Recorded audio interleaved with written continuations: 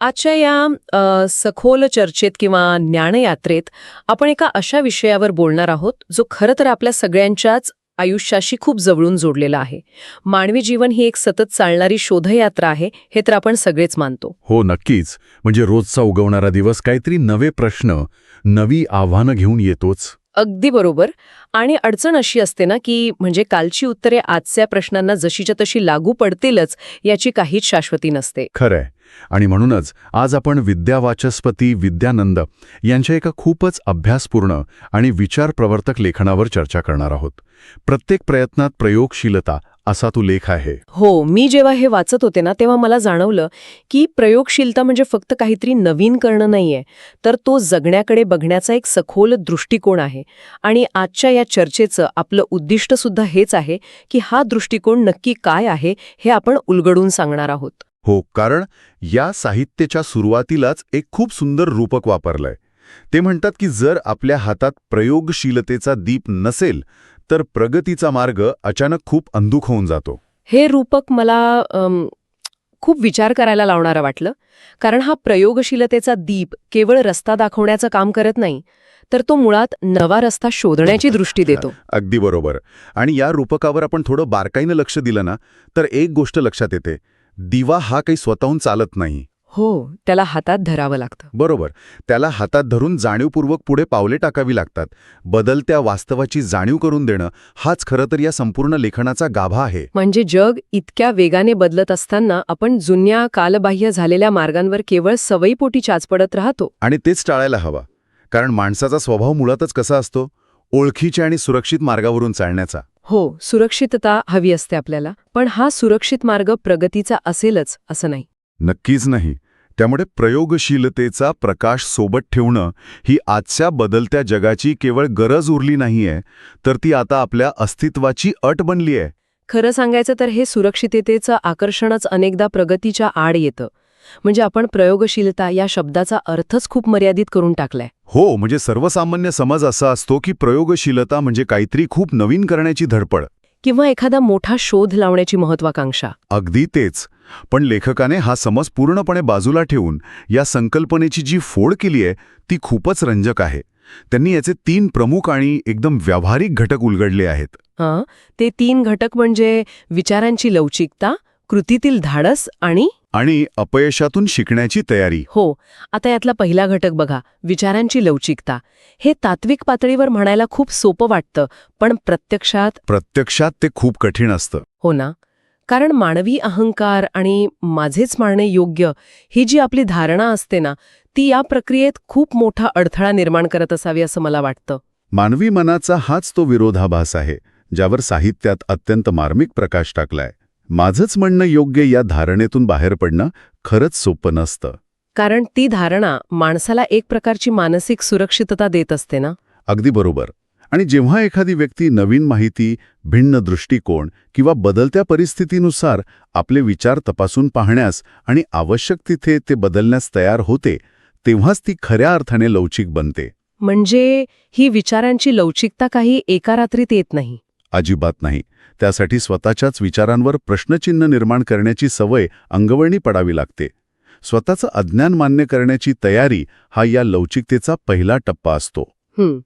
आणि या विचारांना वास्तवात आणण्यासाठी लागणारं कृतीतील धाडस हा या प्रक्रियेचा दुसरा महत्वाचा टप्पा ठरतो. हो, कारण केवळ विचारांच्या टातळीवर लवचिक असून चालत नाही. विचार कितीही प्रगत असले तरी जोपर्यंत ते कृतीत उतरत नाहीत तोपर्यंत ते केवळ एक कल्पनाचित्र राहतात. नक्कीच. आणि कोणत्याही नव्या कृतीत अनिश्चितता असतेच. तो प्रयोग यशस्वी होईल की नाही याची कोणतीही खात्री नसते. अशा वेळी परिणामांची पर्वा न करता ते पहिलं पाऊल टाकण्यासाठी एक वेगळ्याच प्रकारच्या मानसिक बळाची गरज असते. आणि म्हणूनच कृतीतील धाडसाचा थेट संबंध या संकल्पनेच्या तिसऱ्या घटकाशी जोडलेला आहे, म्हणजे अपयशातून शिकण्याच्या तयारीशी. हो, कारण जोखीम पत्करली की अपयश येऊ शकतं. हे मान्य करून त्यातून धडा घेण्याची मानसिकता असणं हा या संपूर्ण प्रक्रियेचा सर्वात कळीचा मुद्दा ठरतो. अनेकदा लोक कृती करण्याचं धाडस दाखवत नाहीत कारण त्यांना अपयशाची आणि त्यातून येणाऱ्या सामाजिक टीकेची भीती वाटते. लोक काय म्हणतील ही भीती सर्वात मोठी असते. पण साहित्यात इथे स्पष्ट केलंय की ज्या मनात प्रस्थापित नियमांवर शंका विचारण्याची वृत्ती आहे आणि ज्या बुद्धीत नव्या दृष्टिकोनाची कास धरण्याची ताकद आहे, तिथेच ही प्रयोगशीलता खऱ्या अर्थाने फुलते. म्हणजे शंका विचारणं हा काही निव्वळ विरोधाचा भाग नसून ती सुधारणेची एक सातत्यपूर्ण ओढ असते. बरोबर.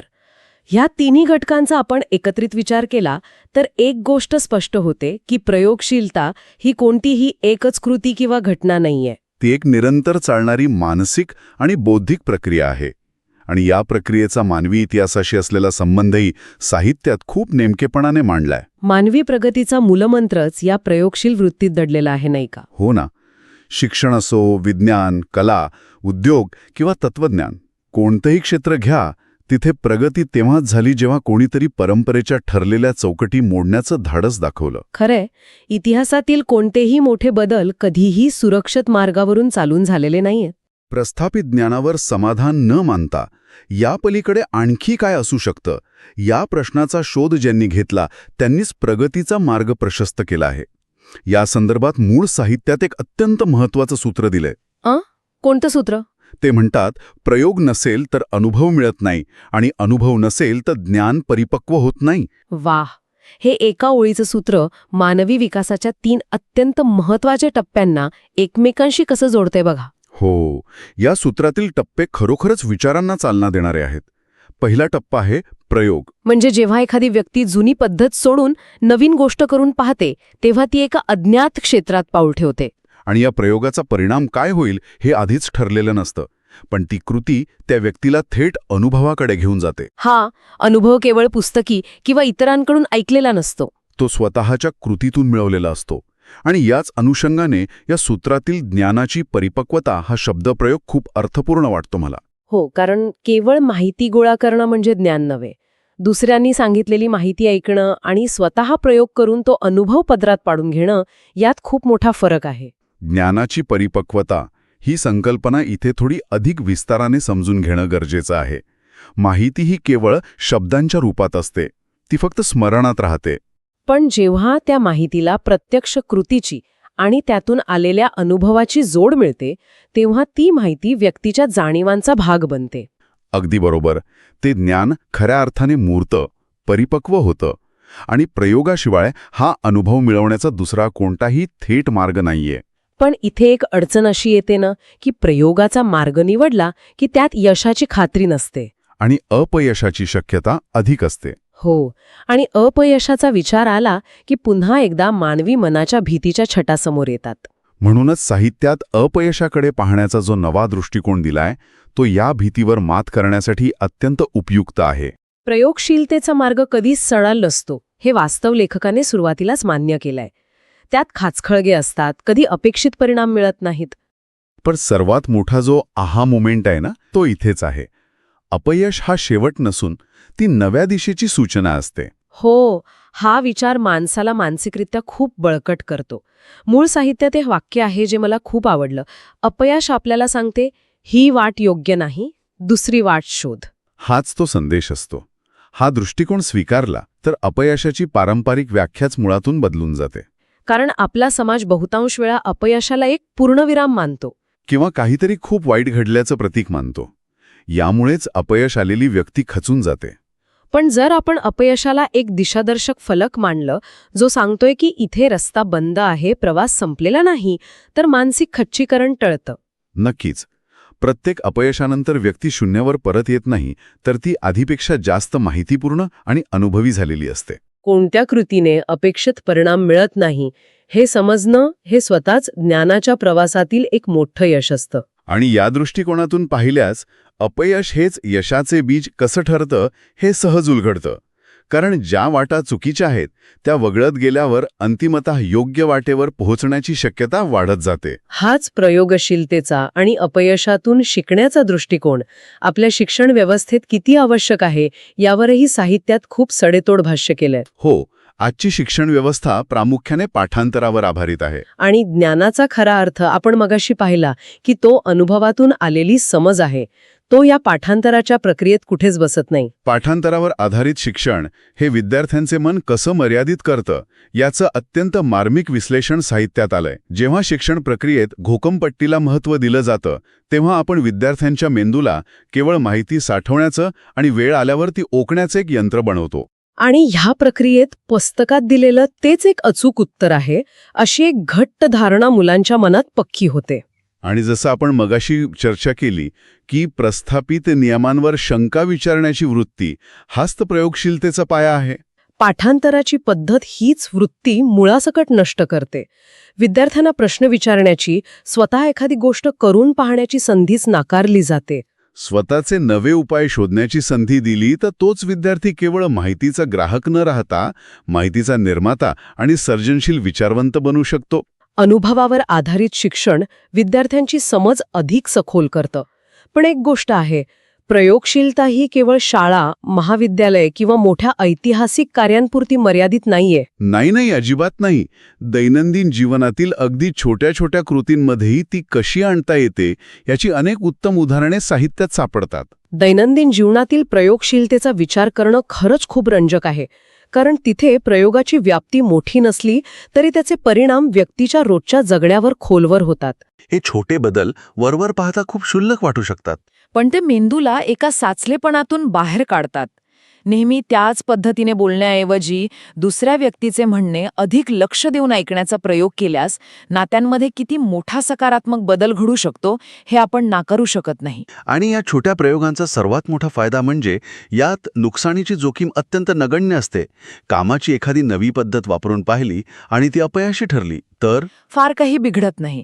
माणूस पुन्हा जुन्या पद्धतीवर जाऊ शकतो. पण जर तो छोटा प्रयोग यशस्वी झाला तर तो आयुष्यभरासाठी एक अतिशय चांगला आणि सोयीचा बदल ठरतो. हे छोटे छोटे प्रयोगच माणसाला आत्मविकासाच्या पुढच्या टप्प्यावर घेऊन जातात.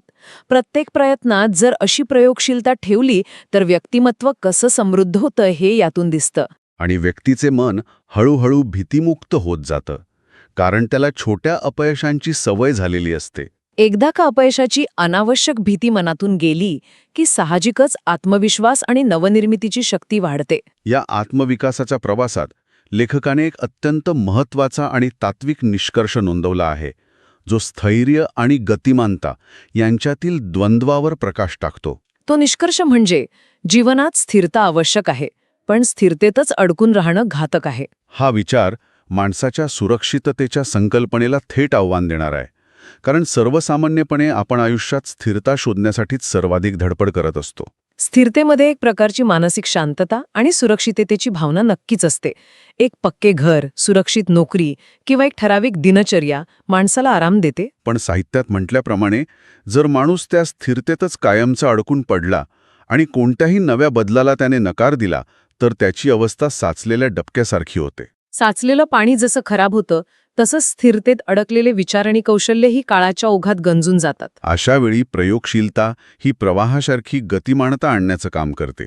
स्थिरता ही मानवी जीवनाची एक पायाभूत गरज आहे, यात वाद नाही. त्या भक्कम पायावर उभे राहूनच आयुष्याची इमारत बांधता येते. पण प्रयोगशीलता ही त्या इमारतीत सतत नवी हवा आणि नवा प्रकाश खेळता ठेवणाऱ्या खिडक्यांसारखी आहे. छान रूपक आहे हे. जर एखादी व्यक्ती फक्त स्थिरतेच्या आणि सुरक्षिततेच्या मागे धावत राहिली तर ती अनेक नवनवीन संधींना मुकते. जग बदलत असतं आणि त्या बदलासोबत स्वतःला अद्ययावत ठेवण्यासाठी प्रस्थापित चौकटीतून बाहेर पडून नव्या शक्यतांचा शोध घ्यावाच लागतो. प्रयोगशील वृत्तीमुळे जीवनात एक प्रकारचा ताजेपणा आणि ऊर्जा टिकून राहते. त्यामुळे स्थैर्य आणि गतिमानता या दोन्ही विरोधी वाटणाऱ्या संकल्पनांमधील सुवर्ण मध्य साधला जातो. हो, केवळ प्रयोगशीलतेमुळेच हा समतोल साधता येतो. आजच्या या संपूर्ण चर्चेचा आपण सारांश काढायचा म्हटला तर यातून एक अत्यंत व्यापक दृष्टिकोन समोर येतो. प्रयत्न करणे हे मानवाचे कर्तव्य आहेच.